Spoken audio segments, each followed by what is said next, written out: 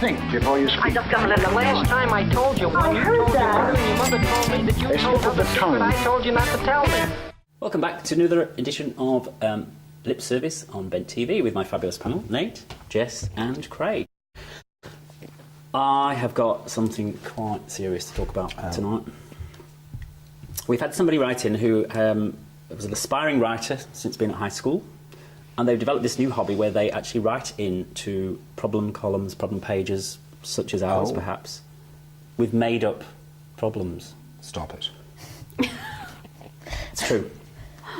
And they quite enjoy tracking the ones that get picked up, and this person is asking if this is a little strange. I'm actually quite mortified. No. I wonder if we've answered their question before. Are we just wasting our time here? Is that the issue here? Well, that could be. We give up our valuable time to help the society. Exactly.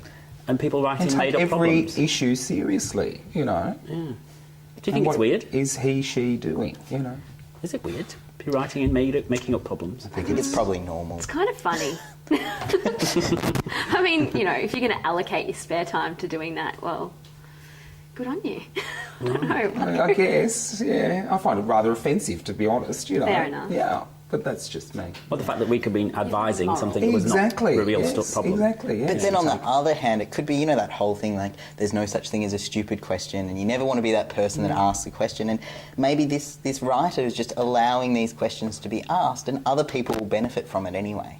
So it could be a good thing. Could be making the world a better place. Yeah. So it's like the person who asks that, my friend. Yeah. Yeah. They're actually talking about themselves. Yeah. Yes. So this person might actually be, you know, inundated with problems, Problems, of their own. Yeah, possibly, yeah. Yeah.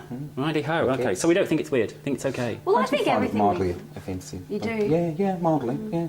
When there's serious issues that need to be discussed and people with real problems, you know. Yes. But, you know, like you say, maybe they're asking the questions that everyone else has on their minds. True. Perhaps. How do we know, Liam, Questions. when she's writing, she's writing these letters saying? That's what I'd like to know. Questions like, for example, this young man who's 23, he's decided he's gay and he's struggling to meet people. What would we advise this young man? Is this a real issue? Or Well, is I don't know. We don't know now, do we? a made-up We might as well just throw them all away. Well, now that you've brought this up, I don't know how to feel about all these issues. These poor... Well, look, 23-year-old young man, you know. There's a nice gay scene in Melbourne, a live gay scene in Melbourne. Get out there and... Yeah. I mean, there's also technology, isn't there, Nate? Yeah. But they might not be, because they might not be in Melbourne. They might be, That's exactly right, yes. Yes, that is true. But please explain the technology to me and to our viewers who might not understand. Well, there's a thing called a computer. Right. Yeah. Computer. Yeah. It's a machine. Heard of them, yeah. No. Or there's a thing called an iPhone, and there's apps you can get, and the apps are great, aren't they, for connecting in with people and, Yeah. you know. And generally a bit sex-driven, though, those apps. So what is our 23-year-old after, Well, do you it's, think? it's Meeting friends. people, friends. Getting out there, like, feeling comfortable with himself. And, Or he could be after just, you know... well, he could be. He didn't sexual specify. experience, no. And nothing, you know, makes a friend like sex. Like, really. Or loses them. Yeah, exactly. So it's, you know... I see. So your advice from the old school I think idea. old school ideas, big city. If you're in the city, young man, get out there and Young man. get young man, and hit the clubs, man. Go to the that's what I YMCA. say. Yeah, Yes. YMCA. Or go on the computer, you know, computer device, Yes. machine, and search for gay social clubs, gay social Yep. events, Yep. and then put your location. See if there's Exactly. anything around. Yeah. Maybe meet some people that way. Yeah. So it really depends on what he's after. Yes. Really, if he's wanting to make friends or find sexual partners, or probably a bit of both. What about Jess? Anything, Yeah, no, any I advice? agree. I think, you know, there are a lot of opportunities out there. It's just about finding them and searching, and he'll sort it out, or she'll sort it out.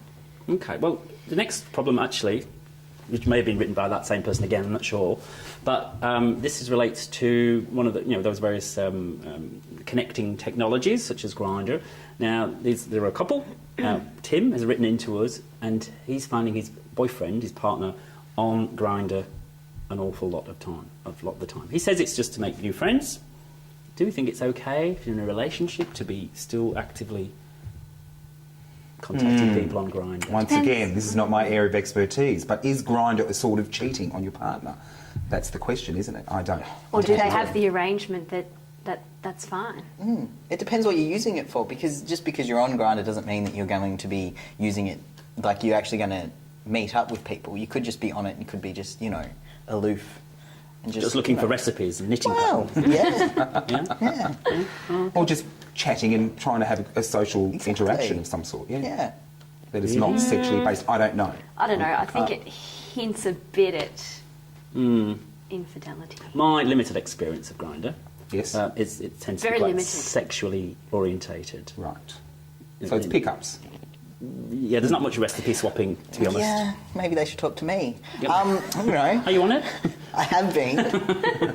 You know, I gave out some recipes Cheese for some scones. cakes. Yeah. You get much Medical taken? advice. Yeah, you did. Good. Oh, that's nice. Lovely. Any other experience of these kind of things? I don't know. I guess You've never used any kind of internet? gaydar once, I think. You know, I had a Gaydar date. once? Yeah. Yeah. One date I remember on gaydar. many years ago. Yeah. I'm very old school. I like to, you know, meet people and talk to them in face to face. You know, that's my thing. But you know, if someone's using Grindr for these purposes, what is missing from the relationship? Perhaps that's the issue here.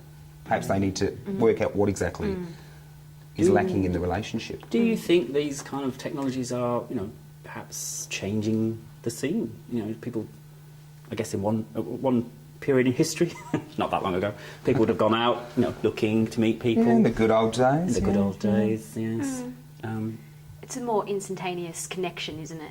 Yeah. Using It's the specific, apps. isn't it? You know, you can Yeah. be specific about what you want and who you want and how the social interaction transgresses. You know, I think that's good in a way, but the element of surprise is missing. You know, the unveiling, unrevealing, Unveiling? unveiling. Unveiling, I think is what you're looking for. Yeah. Okay. Well, there you go, Tim. We're just concerned if your boyfriend's on Grindr all the time, there may be something missing from your relationship. So check it out. Next time, we'll see you on Lip Service. Thanks very much for watching.